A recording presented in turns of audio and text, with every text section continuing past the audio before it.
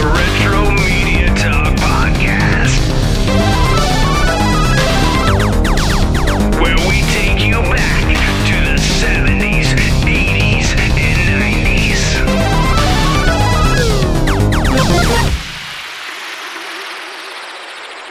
Hey guys, welcome to Retro Media Talk. Today we're going back to movies, and we're going to go back to a 1973 film. But first, I'm Steve Montgomery.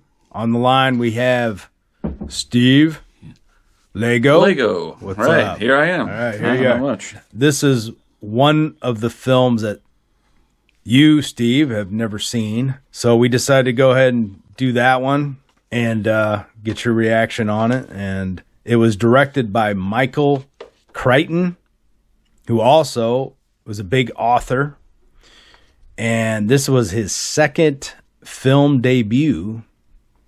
He also did a pilot film called Pursuit before that, but this was his first major motion picture.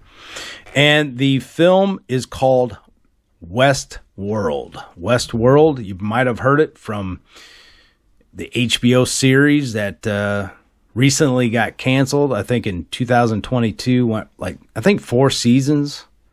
And I thought it was a hit. I don't know why it got canceled, but yeah, it's done. Probably It's done. money.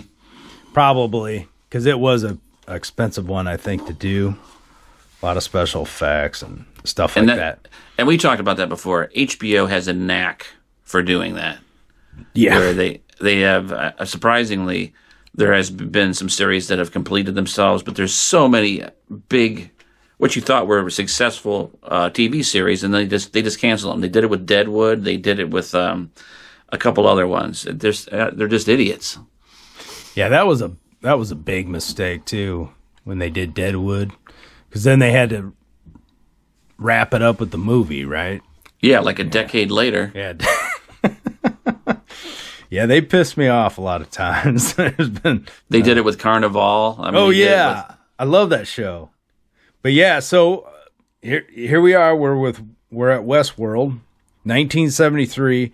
I watched it on Blu-ray. You said you watched it on HBO Max. Now I never got your opinion of it yet. I want to get a fresh take on what you thought. But right off the bat, I have not watched it on Blu-ray yet till we did this the other night. And wow, they really cleaned the picture up tremendously.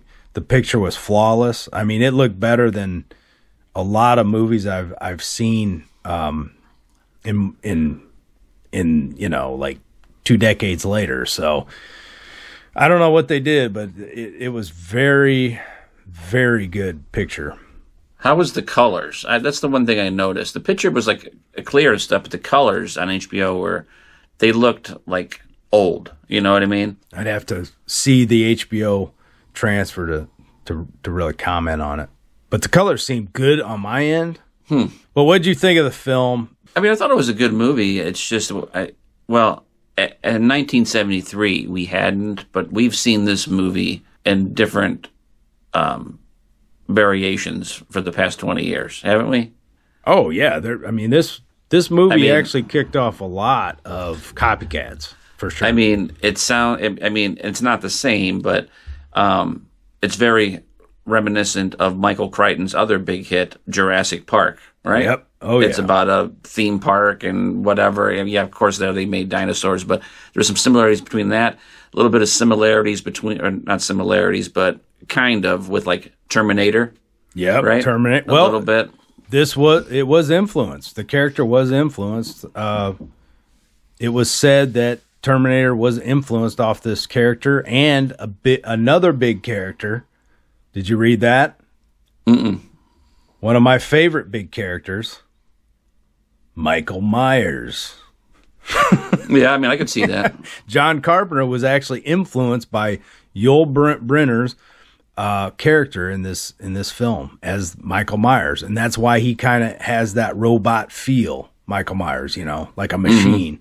So yeah, it was awesome when I was looking all this stuff up. But go ahead. Yeah, so I mean, it was in '73 it was an original story, I guess. But as I was watching it, I was like, yeah, I mean, I know how it's going to go and how it's going to end, and I've seen this movie before. But even though I hadn't seen it, but it was good.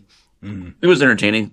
The only thing I really didn't like about it was that I think the roles should have been reversed. I agree. I think Brolin should have been the main guy. That always pissed me off about that film. That's the only thing that pisses me off. You're right. But I guess they did it because that guy seemed a little bit more timid. Yeah. And so typical. Yeah. So that it built up the suspense a little bit more at the end when he's getting chased. You know what I mean? I think. Yeah, I agree. The weak guy became the hero, but I always got pissed off that they killed off, Brolin so kind of early, not real early, but I mean, he made early it enough. 2/3 of the movie, yeah, probably 2/3. And who we're talking about? We're talking about James Brolin, which is Josh Brolin's father, which played George Lutz in the Amityville Horror, another classic. And he's still alive. James Brolin, yeah, he is. Yep. Yeah, 82 years old. And the other guy's still alive too. Yeah. And he's 80 what was that thing? Four. He's 85 or 84 or 85. Yeah, 84 5, but I mean, Richard Benjamin, of course he was in a lot of different things after that, but yeah, I was surprised. Both those guys are still alive. Dick Van Patten, the other big character in there. Yeah. Big actor, And that's another show, dude, we forgot about in the 70s. I totally missed that one. Yeah, 8 is Enough. I was like, I watched some of that show. I don't know how much, but... I just started watching it the other day. Did you really? Yeah. How did we both miss that show? I never watched it in the 70s. I watched some of it, but I totally missed it on any list. I don't know. When I was trying to find out all the shows that I watched, that one didn't even pop up for some reason. But yeah, Dick Van Patten, he died 2015 at 86. Well, one thing I like about Michael Crichton is he writes a lot of cool science fiction that actually becomes more of a reality in later years. Now we're seeing this whole fascination with robots and AI technology and all this stuff. We're coming into this reality where people are wanting to, be friends with robots and have sex with robots. I mean, you see it all over. It's like these people are into this whole like artificial mindset, and these robots are taking on this artificial intelligence, and we know at the end it's always going to turn bad. That's what I like about WESTWORLD. It kind of, even though it was 73, it shows you that these robots, even though they're programmed to be your friend and to give you this whole experience, this amusement park experience, and supposedly you can't get hurt and all this stuff. Well, we all know that if there's a virus in the system or, a hacker or something goes wrong in the program, that the robot's going to turn bad. So that's what I like about these types of films. They're kind of warnings like, hey, it might be cool now, man, but one little mishap and that robot's going to kill your ass. kind of like the self-driving cars. You never know when they might be hacked or something will infect the programming and they'll just drive you off a freaking cliff or something. Did you catch the one flaw in the story / movie? There was a couple, but go ahead. That kind of irritated me. Yeah, me too. Well, the main flaw is that are we supposed to believe that the humans, that their guns had real bullets? Well, did they have real bullets? And then if that's the case, why would they give the robots real bullets? Well, my take when I was trying to figure that out, I was like, well, that must not be the robot's gun. right? Or, but would you give the humans a gun with real bullets and the chance they're an idiot and they shoot another human by mistake? Yeah, and it's supposed to. It has a safety mechanism where if you point at a human, it won't go off. You can't shoot a human because it's heat triggered. But what about like a ricochet or something? Well, that's true. That's a plot hole, I guess, because if you it's same with that bar fight. That kind of got on my nerves because the robots aren't supposed to hurt you, but I mean, right. There's some swings going on. There's and Josh Brolin got hit in the face by a robot. Yeah, I know. So it's like if you're not supposed to get hurt by these robots, then how is that possible in a bar fight? Yeah, glass is flying everywhere.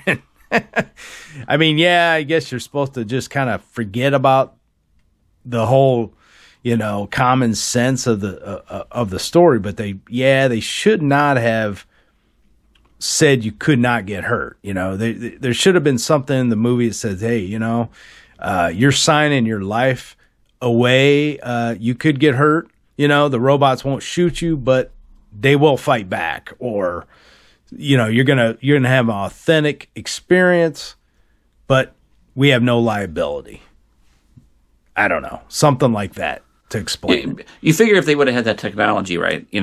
Why couldn't the guns have been almost like the guns in that we used when we played Duck Hunt? Yeah, I was thinking the same thing. Like, you could make it basically have a gun with blanks in it, but if you pointed and shot it at the robot at the right time, he would take damage and then fall over dead. Yeah, like it could be like a laser tag, like a dummy bullet with a real discharge, but no bullet, and just a kind of a laser or something. So yeah, that was the biggest thing about that really peeved me in the movie. It was kind of a plot hole. I agree. I watched it and I haven't seen it in years, and I was like, that bugged me too. Yeah. And what was the other thing? That was pretty much it. I think there was something else, but it was minor. I don't even remember what it was now. But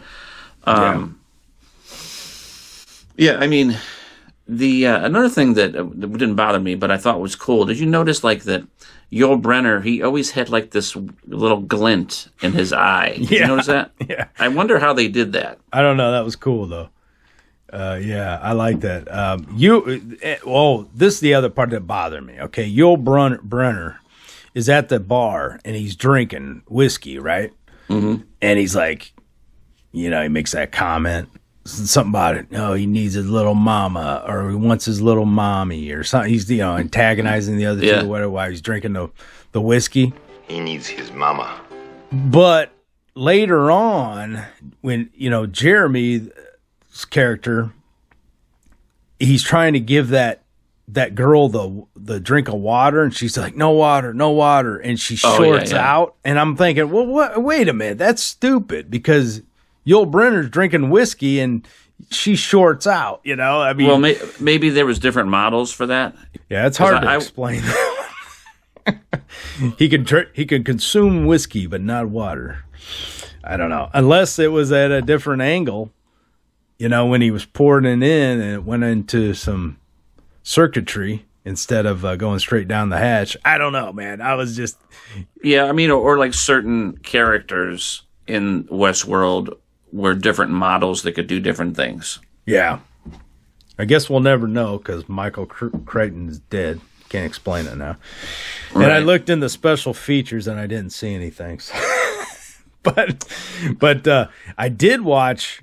In the special features, they had the stuntman that was on fire in the end, which I thought was a pretty good fire stunt for that age. It was a pretty long burn. It was a long burn, and they were like, they looked scared, dude. They were like all like kind of holding their faces, like, and they were like, get him. And, they came by and put out the fire, and I think they were worried, but he was fine, man. He was like.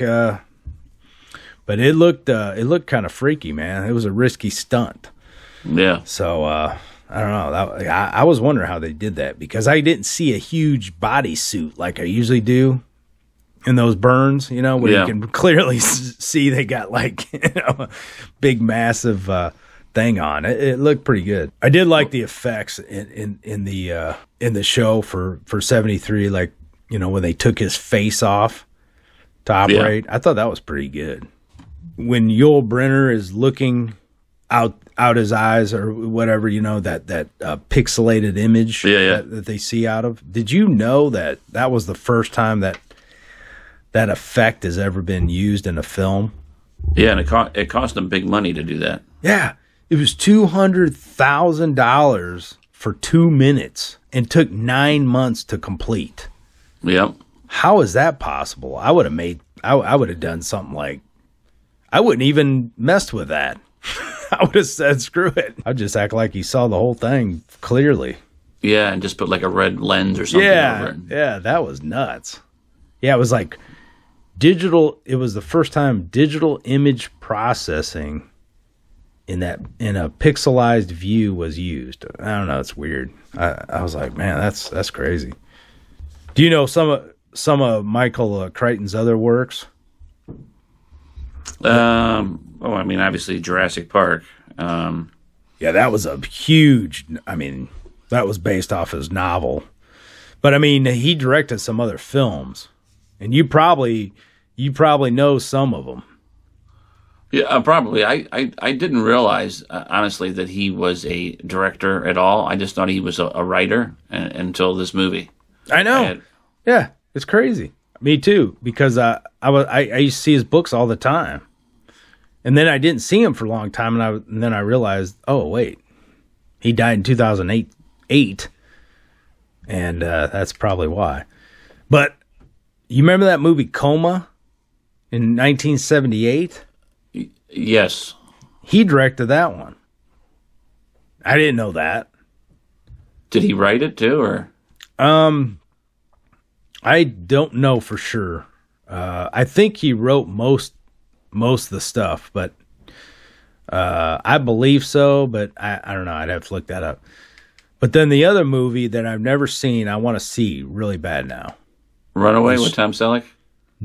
No, but that was my next. There's two other ones I was getting to before that one. The Great Train Robbery, 1978. And it stars Sean Connery and Donald Sutherland. Never even heard of it. Yeah, it doesn't ring a bell. And I'm surprised because I used to watch everything Sean Connery's in. But there's a sci-fi movie that I really liked. It used to play on HBO all the time. And it was from 1981. And it was called Looker. Do you remember that one? I've never seen that one either. Oh, man, that was good, man. I don't remember all of it right now, but... or remember the plot or anything. I just remember I used to like that movie. But yeah, you were talking about Runaway. So you've seen Runaway, haven't you? Yeah. Yeah, I was going to say Gene Simmons is the bad guy. Mm-hmm. I was like, there's no way you haven't seen Runaway. Yeah, I saw that when it was out, when it first came out. I think I probably saw it on HBO or something. And that's another movie. Both those movies they used to play all the time on HBO. Runaway and that Looker. But that Runaway was a really good movie. I haven't seen it since probably since 85 or 86 maybe. So I don't remember anything about it, honestly, at all. Whether it was good or bad. I've always thought about watching it, but I was like, I bet it sucks. And never watched it again. So yeah, I don't know. I haven't watched it in a long time either, but I remembered I used to really like it. Brickhouse Nutrition offers an array of workout essentials like Foundation, a great muscle building formula. Fight muscle fatigue and increase your workout endurance. Foundation combines creatine and ATP to increase nutrient and oxygen delivery. This helps the body work out longer and recover faster. Creatine supplements and ATP supplements are backed by studies that prove they help with lean mass and strength individually. Foundation is known to pack on muscle naturally. Use our special coupon code HEALTHYLIFE to get a maximum discount. Coupon code HEALTHYLIFE. Healthy Life. Healthy Life.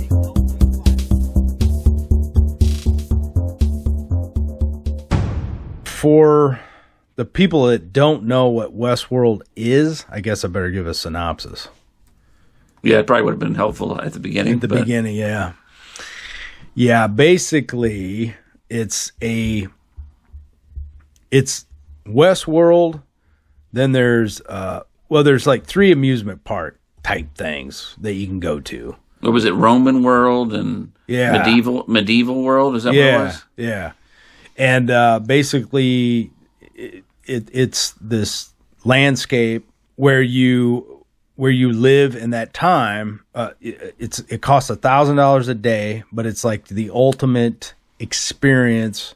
It's like an amusement park, basically, but there's no rides. You just live at that time period, and you get the full experience of like Western world. You're in the West, so you're living in, this little dinky ass hotel like you would back in the day, and go to the saloon, do all these different things like you would living in the West, but you're interacting with robots that look like full cloned people. They look like just regular humans, but they're really robots. But people can have, physical interactions with them. You like sex. They can have, just, I don't know, whatever your fantasy is. Basically, $1,000 a day would get you the ultimate experience in either Western world, which is Westworld, Roman world, and medieval world. Was it only 1,000? I thought they said it was more. Maybe I was wrong. Yeah, it was 1,000. That was kind of cool how they opened it up, and it was kind of like, hey, you just came back from, Western world. How did you like it? And yeah, they had interviewing all those people. a couple of people alluded to the fact that they were getting laid, essentially. Yeah. Without saying they got laid. Right. Yeah. Right. Dallas, why don't you make arrangements to take our hovercraft to medieval world, Roman world, and Westworld? Was it worth $1,000 a day? In Westworld, you got a whole crew of people around in a base front on computers, making sure the robots are all operating efficiently, not getting out of line, and then something starts to go awry in the programming or wherever, and accidents start happening, and these robots start basically turning against the people. In my belief, will really happen someday if we keep dicking around with robots and AI technology. Michael Crichton, I wanted to say, he was born in Chicago, 1942, died 2008 at only 66 years old of, lymphoma cancer. So, and he was a writer for Twister, that movie. He did Sphere. I think he was director on that one. And The 13th Warrior. Did you... that was a good one. That was a good one. So was Spear. Yeah. I haven't seen Sphere. I don't think. That's the one with not Susan. God, I can't think of. I can see her face. It's the blonde-haired chick, and Dustin Hoffman, I think, is in that, right? Dustin Hoffman. I remember seeing the cover for like every time I went in the video store, I'd always see Sphere. For some reason, I don't know what it happened. Yeah, Sharon Dustin Stone, Hoffman, right? Sharon Stone. That's right. And I always was tempted to rent that one. Looked interesting. Oh, Samuel L. Jackson. That's right. It's a pretty creepy movie, honestly. Yeah. Really? Yeah, it's good. Well, I'm gonna look it up tonight. I've been wanting to see it, but I passed up on it so many times, and I did not know that he wrote it or whatever. And so yeah, that's cool. Did he? I don't think he's the director. Let me see here. Oh, he did direct it. Yeah. So he directed it with. Well, it said what, Spear? It says he wrote it and Barry Levinson directed it. Well, I'm looking at the back of the DVD right now. I'm trying to zoom up, but I swear it says he directed it. Michael Crichton, Andrew. I can't even read that damn thing. It's so small. Where are you looking at? Because I'm seeing him. I'm just looking at IMDb, and it's with the details. It doesn't show you the DVD or anything, but because it says Barry Levinson at the end, but it says Michael. Unless it was produced. Let me see here. Does it say what he did on the IMDb? It says he was the writer. Really? Okay. And then there was a guy that got credit for the adaptation, and a guy got credit for the screenplay. And then it says author. Barry. Okay. And he wrote Congo, I guess. That was the other one. I've seen that one. Yeah, I saw that one in the theater. Yeah, me too. It wasn't that good, honestly. I don't even remember, but I can't even remember what it was about. I think like it had something to do with apes, and like the apes had like they could communicate or something with the computer. Or I don't remember exactly. I thought it was going to be something different. I think when I went and saw it, and so I was like, eh. So this was like out in the middle of the desert, right? That's what it was, and they took like, what was it, like a hovercraft or like what was it, like a jet or yeah, it was a like hover. a jet. They said hovercraft. They filmed part of it in the Mojave. Is that Mojave Desert? Mojave, yep. Yeah, and some of the other was on a soundstage or whatever. Yeah, but yeah, that's what it was. Yeah, you would pay and for the vacation. They put you on this hovercraft and take you to whatever vacation spot you wanted. And James Brolin, James Brolin. He obviously, that was his second trip. He was bringing. Well, at least the I read that that Yul Brynner only got paid $75,000 for this. Did you hear that? Yeah, and it's because he needed money. He needed money. And, dude, that's who we need to talk about. Yul Brynner, the best pharaoh ever played. And go ahead. That was in the Ten Commandments, right? Yeah. Yeah. Didn't you always think that Pharaoh looked mean as heck? I mean, he just had a look to him. Yul Brynner has that look where he has like this look about him because he was in The King and I too, where he was supposed to be like, I think, Asian in that or something, and then he plays an Egyptian. He has like this exotic kind of look about him, scary kind of look. He's got scary eyes. He does. Sure. He does. He plays a good bad guy for sure. And what was the other one he was in? Oh, The Magnificent Seven. You remember that Western? Yes. That was a good one. And they remade that one later on, last few years or whatever. I think they remade it a few times. Yeah, they probably, yeah. But Yul Brynner, man, I mean, that dude, at first I was like, where have I recognized this guy?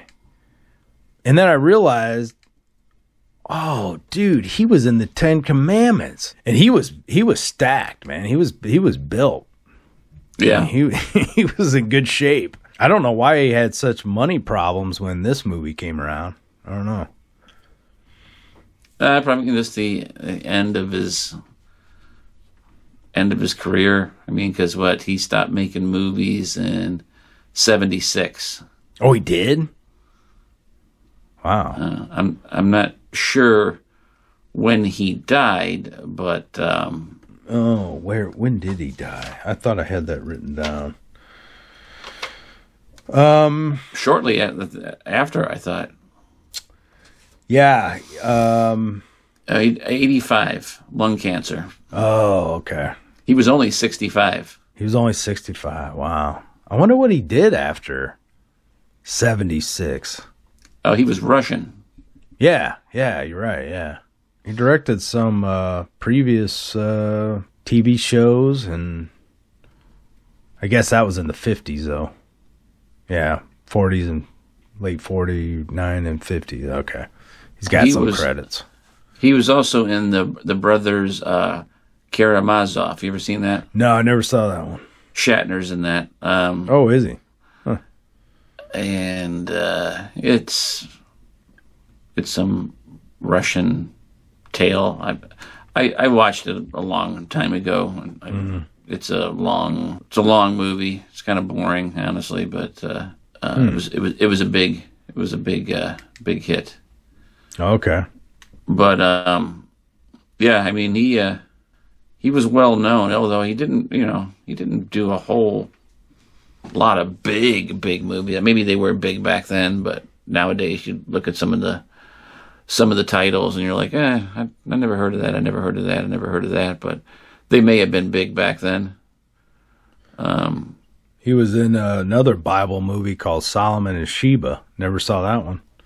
The 50s were big for Bible movies. Did you notice that?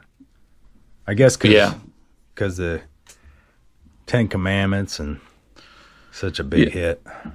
Yeah, when you think about it, it was 50s, 60s. It was the Ten Commandments. You had Ben-Hur, the greatest story ever told, King of Kings, the Bible, the Robe. There was a ton of, and those are all great movies.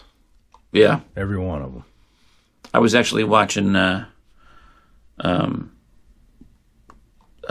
Greatest Story Ever Told last night, actually. Oh yeah. I have that on Blu-ray, man. It looks fantastic. And the Ten Commandments, you ever seen that on Blu-ray? No. Well, I mean, it's broadcast on TV now in HD, so it just looks phenomenal. You know, it's just so colorful. It's really colorful. Technicolor, yeah.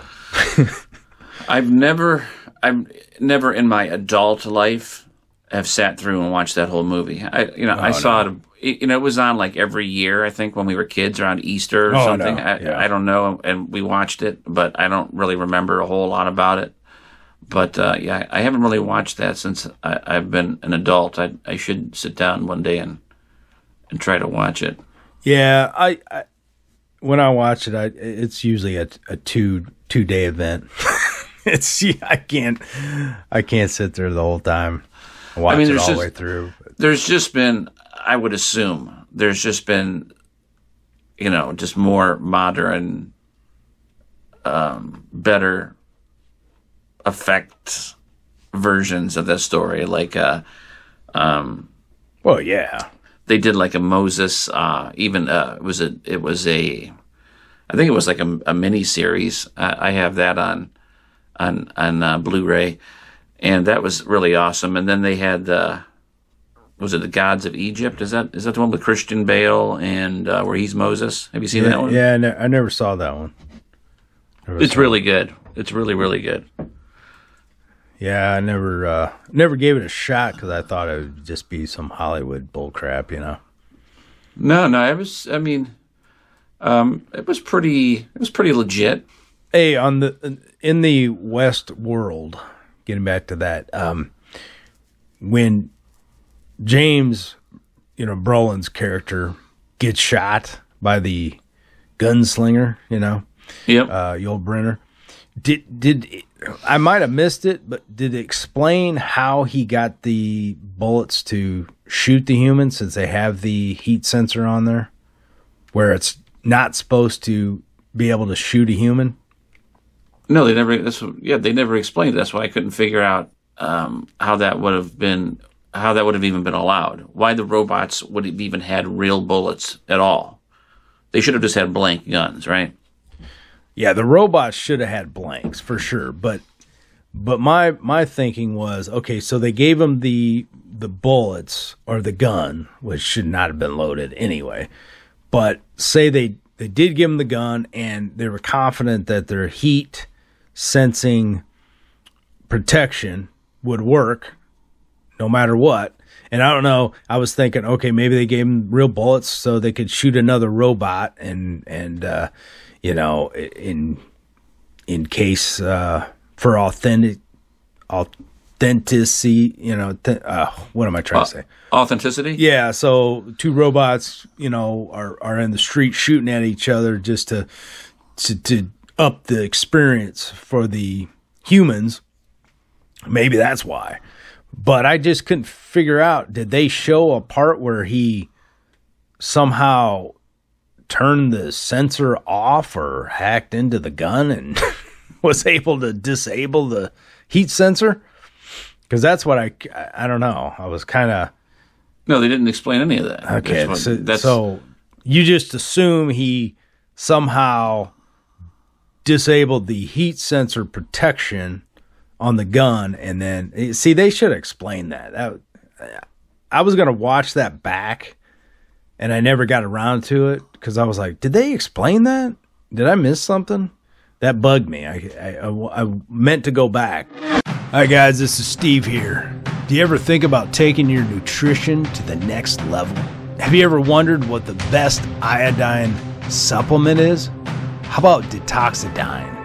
Certified organic nascent iodine, a life changer. How about a liquid turmeric with black pepper? Goes in your system, fights inflammation. This blend preserves the full spectrum of antioxidants naturally found in turmeric. Global Healing Organics also just came out with an organic mushroom blend and bioactive copper. All this can be discounted with our special coupon code HEALTHYLIFE. With a $50 minimum purchase, use Healthy Life for maximum discount with a $50 minimum purchase. GlobalHealingOrganics.com. Well, another thing that was done since we're talking about the guns and all that kind of stuff, well, what about the people that were in medieval world? How do you safeguard robots that are swinging swords? I was thinking the same damn thing. You know, I was like, wait a minute, there are some plot holes in there. yeah, I was thinking the same thing. Yeah, the guns is one thing, but swords, yeah, that's a whole nother. You can't have a sword fight with a robot and then, unless they just like are just blocking and not swinging. Maybe that's it. I don't know. Yeah, I notice a lot of some older movies. There are some holes in. Yeah, a lot of older movies. They didn't really think that deep. I think about stuff, and it was more just about straight up entertainment, and probably thinking people weren't going to. People nowadays are much more critical, like of looking deep into like details, and I don't think. You know, back when they made movies like The Blob and The Fly and stuff, you know, yeah, you know, people weren't like, how does that work? And you know, nobody really like dissected movies like people do nowadays. Now I'm reading something here. It said the mechanism that stops the gun firing at people from working on the gunslinger's gun can also be explained easily, as it is clearly tied to the malfunctioning programming running the park. So that's how they're explaining it. But to me, that would be tied into the gun, not into the whole computer programming. That would be just on the gun itself, programmed in that. Right. But, you know, I don't know. I'm getting too, you know, yeah, I see what they're saying, but I don't know. And you know, another thing too is that, you know, why would the gunslinger robot need to have like infrared heat vision and like, you know, like super hearing? Why would they need that? Yeah, I don't know. Yeah, that's kind of weird. Yeah, I could see why the Terminator got an influence from that though. They got influenced by that guy for the Terminator because, yeah, he was like a Terminator. Yeah. Yeah, what were you going to say? No, that was it. Just why he would need that. But then again, we're supposed to believe that those robots are super, super advanced, right? Because, I mean, obviously, if there's like robots you're having sex with, they have to be pretty realistic, right? Yeah. Or Yeah. it wouldn't be, I mean, it wouldn't, Right. You wouldn't want to. I mean, Right. so, I mean, I guess they were pretty advanced more than they explained. So I'm guessing that the girl that couldn't take the water in the mouth because she shorted out couldn't take Yeah. you know what? Yeah. she's going down on you, and then she starts shorting out. Yeah. That could be, man. that could be dangerous. Now you got burns on your schlong. Another lawsuit. That would be a minor thing. I mean, she might just bite you right off. Yeah, exactly. Yeah. That'd be the big fear, dude. Somebody hacking into the robots and they just start, biting things off. Well, that too, and even if nothing went wrong, right? So say, all right, you're there for a week at Westworld or Medieval World, and you hook up with one of these robots and take care of business and all that. So then after the park closes at night, right, when they shut down, there's got to be some poor sap back, in the room where they're doing the maintenance, having to clean that all out. Yeah. Get the disinfectant. Yeah. It's funny, but it's more realistic than we think, because right now, as we speak, and we're talking about these robots, they've got robot dolls. They've got actual love dolls that are maybe not robots, but they're, I don't know, man. I could be wrong on this, but I believe I saw a program or something stating that they have some kind of place where these people go and they pay to have sex with these. Yeah, they are robots. I believe they are robots. They have sex with these robots at some like, grotto or whatever. I don't know where. I didn't do any research on it because I don't want it in my search history, but I believe I believe they do have these things available. So somebody is cleaning these things afterwards. Literally. Yeah, I mean, I don't know if they're like robots. There might just be like life-sized replicas of women that maybe speak. But yeah. I don't think that they like are up and walking and no, I don't think they're. Yeah, you're right. And all that kind of stuff. Yeah. But as far as that goes, they are working on that. Well, yeah. I mean, they're working on this whole Westworld reality, and that's kind of scary because you're gonna have kids and stuff growing up in this. They're already growing up in this don't know how to communicate with humans.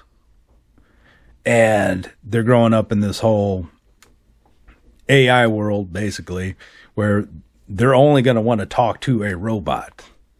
They're not going to want to talk to, a real female. They want to be in their basement, wherever. They're happy with this artificial human. That's kind of where we're at. It's freaky. Yeah. So, and that's kind of another form of, what do you say? Population control, where, people aren't having kids because these kids are growing up and they're liking these fake dolls, these real love dolls. As far as the walking and doing all that, I mean, that's probably not too far off from where we're at. I mean, I'm sure they have them. I don't know if they're available to the public, but I don't know, man. It's crazy, crazy world. That's what's great about these sci-fi films. They they give you a warning of what is coming to the future. And they might not know it. And maybe these sickos get ideas from these movies. I don't know. If we could take Westworld, put it in the present, we're not far off. We're not far off. They're working on these robots right now. They have walking robots. They have all that shit. You know? Well, it's public knowledge. They're working on killer robots. See it. I see it all the time. These robots that can jump and run, and they're carrying guns and you're right. And Terminators for sure. Yeah, I mean they're making the T-1000 right now. So they got an army of robots getting ready to release probably on the population. It doesn't comply. And, they'll program them to kill whoever they want, just like they do the drones, whatever. And, but we can beat them easy. You know why? Because we know now they can't drink water, Steve. Yeah. So another thing about Westworld I wanted to mention, because Westworld, once again, is another movie or show that has a $6 million man connection. Alan Oppenheimer, one of the scientists, and they're the head scientist. Oh, he was also Dr. Rudy Wells in the first couple seasons of The $6 Million Man. Oh yeah, he looked familiar. I didn't catch that. That's awesome. And Dick Van Patten was in 2 episodes of The $6 Million Man. The ESP figured Spy he was. And The Bionic Boy. Yep. Oh man, isn't that funny? So then again, Steve's $6 Million Man connection comes back again. Yeah, I mean, it might refer to everything. Like it might be the you said what was your exact word? Everything comes back to the $6 Million Man or something like that. It's good. It totally blows the 7 degrees of Kevin Bacon or whatever the heck it is. Yeah, I agree. That's hilarious. Well, you keep putting those connections together. I like to. I'm always looking. I know. That's hilarious. No better man to put the connections to better than you. That could be a podcast all on your own right there. Everything connected to $6 million man. Everything. Oh my gosh. But anyway, the moral of the story is when you build robots that are made to be like humans, you better have a off switch handy. Right. Because you're going to be the target once they get smart enough to want to take out the real human. Haven't we learned anything? Jeez. No, I don't think so. But, as long as it takes out the right people, I don't care. It's like, haven't we learned anything from Terminator? And now, they're building a Terminator world. Oh, my gosh. Yeah, we're in trouble. But anyway, Westworld, to me, it is a really good movie. It's, for its time, it is. For its time, 73. It looks great on Blu-ray. Sounds great. I mean, there was no dust specks, nothing in that film. The picture was flawless. I really recommend you watch it if you haven't seen it. Hope we didn't spoil it too much, but it is a good film.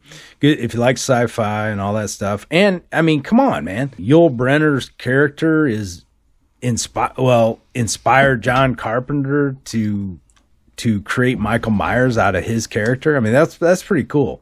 Yeah. Michael Crichton, who's the author of Jurassic Park and all these directed all these other cool movies, and it's a nice little piece of history. A few little things that kind of irritate the hell out of me, but other than that, I like the film. What about you, man?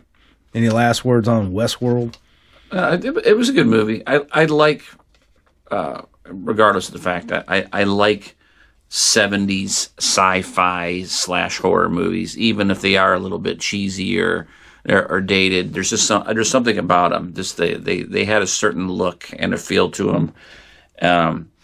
There's a lot of movies similar vein, like Logan's Run, and they just had a look about them and how they made movies back in the 70s, and they didn't really go into too many details. And like I said, you're going to find some plot holes, but they're always entertaining.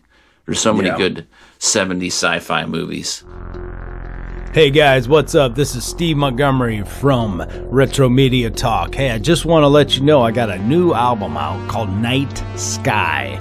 If you like ambient, cinematic type music, a little synthwave mixed in with some of the tracks, hey, check it out. It's available on Bandcamp, Amazon, Spotify, and some other outlets.